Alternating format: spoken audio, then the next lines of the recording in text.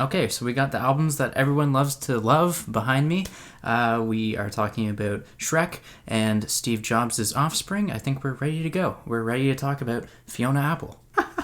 Hey there, welcome back to True North Reviews. My name is Ryan, and today we are discussing the Fiona Apple record, Fetch the Bolt Cutters. Fiona Apple, for those of you who do not know, is an American art pop singer-songwriter hailing from New York. She also explores some Baroque pop as well. She has released critical darling after critical darling of albums in the past 20 years, the most recent of which, Fetch the Bolt Cutters, over here, is her fifth and counting in her discography, an album that has seen Pitchfork giving it the illustrious 10 out of 10 perfect score, first of this decade and first of the past decade, dating back to 2010 with Kanye's My Beautiful Dark Twisted Fantasy. Now, while I could easily say that Pitchfork has been wrong for years, and they've been especially all over the place with their most recent scores, Sam Hunt, this Fiona Apple album is still worth checking out. I mean, with the praise quickly accumulating and unanimously there, people are flocking to this thing like it's some kind of second coming. It's going to get a lot of people talking. It's going to get me talking. And for me personally, I've heard a lot of great things about Fiona Apple without giving her music a fair chance. No doubt, because it does take such a long time for Fiona to put new music out. There's always been like this long drought or silence in between each of her album cycles. But here I am, hopefully changing that. I'm here to share my thoughts on Fiona's thoughts, because Fetch the Bolt Cutters is a very introspective album. I would actually argue a good portion of it takes place right up in here, right up in Fiona's mind, not my mind. Imagine that it's Fiona's mind.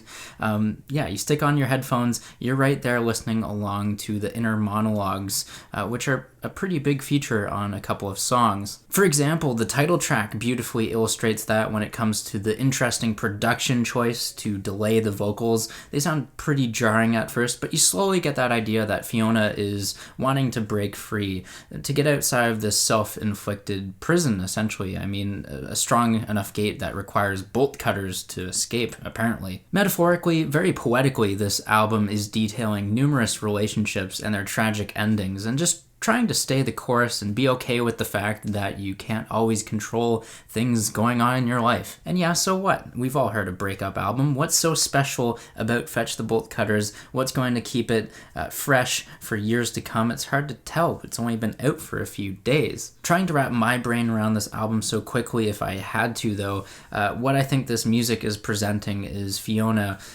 lyrically. She's giving us a lot of deep perspectives, kind of different ones as well when you look at her ideas of breakups, obviously coming with that risk of being a little off-putting, a little pretentious along the way too. After all, this is art pop. But you throw in those ideas with some non-traditional drum patterns, makeshift percussion, and experimental sounds, and now you're cooking. You got something that will have critics salivating like Pavlov's dogs. Fun fact, dogs do bark on this album, so beware of dogs.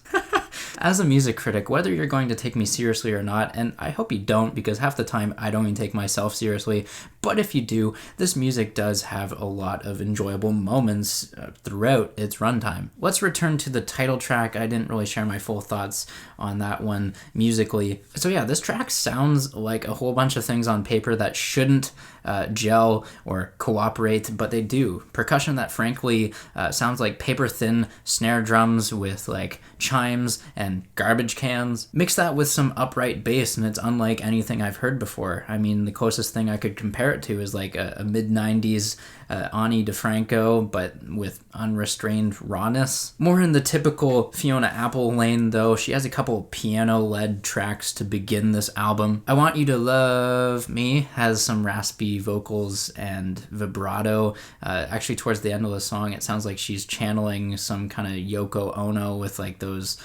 mysterious and just weird cackling noises. Now, when you think of the production on the first two songs, you might be blown away with how rustic and almost lo-fi they are, yet they still feel complete and crisp enough to be modernly produced. It's kind of a paradox. To elevate the musical aspects of Fetch the Bolt Cutters, the track Under the Table showcases instrumentation that resonates and rattles me like I'm actually there in the studio during a recording session. The cut Ladies, Ladies, Ladies is not only a beautiful progression from its previous song, but it's also a shout out to the future lovers of Fiona's ex, essentially telling them that, like, hey, no love is like any other. And for some reason, while listening to it, I can't stop thinking like it's some kind of jazz fusion with Janis Joplin. It's a weird cacophony of influences. I can keep going here. Rack of His is a highlight on this project with its mellotron and shuffling percussion. Heavy Balloon has subtle guitar riffs, one of the more satisfying choruses on the album, and a phenomenal drum solo at the end of the song, which has multiple musicians being credited here. It sounds amazing. It's really chaotic. Now, outside of the fantastic performances on this record, I have to hand it to the songwriting, which is incredibly relatable, poetic, and just all about the personification of inanimate objects. I think the one moment on this record that just had me in sheer awe of just how many emotions I was cycling through comes on the song Rack of His. On this cut, we have Fiona Apple describing a man's insensitive treatment of women, comparing them to a line of guitar necks to be picked up, played, only to be put back down on the rack again. And then you have Fiona questioning why isn't she being treated the same way as like the man passionately plays his guitar. I mean, when you also throw in check out that man's rack in there too, that's a funny flipping of the pun of saying like, hey, check out that woman's rack, you know what I mean. You're just objectifying women even more. Seriously, these lyrics on the screen right now are some of the most cunning, brilliant, and most memorable lyrics that we've gotten this year so far. I've kind of exhausted my thoughts on that song, but if you're looking for more personification of objects, look at the cut drum set. Musically, this one has sing-songy vocals enhancing the groove, but they also enhance the lyrical message of assuming everyone wants to fall out with you after a breakup. Fiona is latching onto this drum set that's no longer on its rug in its proper place, as she thinks that her drummer is wanting nothing to do with her after her boyfriend has left her. It's this control that Fiona is having to grapple and come to terms with. She faces it head on with the weight of depression, especially on the song Heavy Balloon, comparing herself to vegetation and fruits and growing outwards in all kind of directions and not letting this balloon just fall over top of her. Then you translate that weight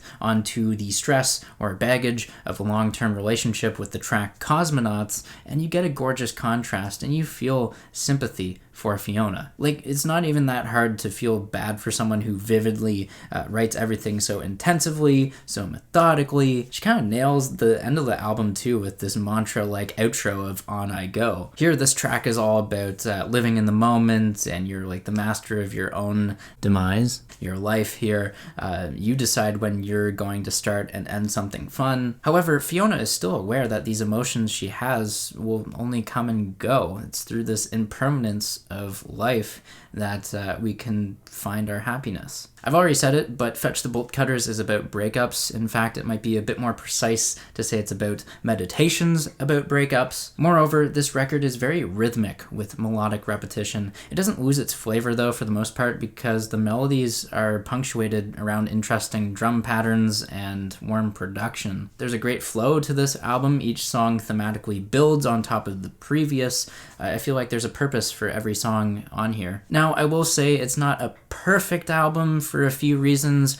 Number one, a song like Newspaper, it kind of drags the pacing, so it isn't all that meaningful in its repetition of only a few lyrics. Number two, the musical elements on another cut like For Her just sound messy and scatterbrained. Like, I get it, we have that gospel outro, it sounds really good, but why did we have to transition from like a rapped verse to something a bit more singer-songwriter to gospel? It just sounds like we're jumping styles without much coherence or organization. And three, I can't stress this one enough, by the way, as much as people will argue for the sheer genius, intent, and meticulous songwriting of Fiona Apple, you have to like literary analysis a lot if you're going to extract meaning from her lyrics. Personally, I'm fine with it. I can tell that she's meaning to be playful with most most of what she says, but I totally understand if someone thinks that this gets a little out of hand. It might seem a little far-fetched, maybe even somewhat condescending. Take the Ferris wheel reference on the song Relay, for example, or the pulse that is in between everyone on the opening track. Like, man, I've read enough. I've read things like Pilgrim at Tinker Creek and Sophie's World, not Sophie's Choice. I just don't need that transcendent BS back in my life anytime soon. And I wouldn't blame you if you don't really want to be thinking so analytically about lyrics all the time. Still, I can't take away from the greatness of Fetch the Bolt Cutters. Its quality is still great. It does rise taller than many other singer-songwriter albums I've heard lately. There's a dynamic personality here to keep me compelled. It's also better than what most of Fiona's contemporaries are doing right now. I don't see Grimes or Bon Iver's most recent work comparing to this. Although I gotta watch myself, I can't be comparing loves in front of Fiona Apple. In all seriousness though, Fetch the Bolt Cutters, it ends and I just want to replay it again. And isn't that what like great music is all about? Like you finish something and you just want to restart it again, get more out of it. Honestly, Fetch the Bolt Cutters is like Wise Blood and what her record was for me last year lyrically, but you mix that in with instrumentation and production that are odd and captivating, really just all owing to the makeshift and homemade production. This album, it's tight. It's great. I'm on board with it. Hopefully I didn't praise it too much because there are a few qualities I don't like here and there. Maybe you'll get some more enjoyment out of it. Maybe you think it's just a little overrated. I'd love to hear your thoughts though. Sound off down below in the comments. Let me know what you think of this music. Agree or disagree, I'm here to engage with you guys. Feel free to leave a like. Subscribe if you're new in town. I'd appreciate that very much. And as always, thanks for watching. Have a rockin' day. Beware of dogs.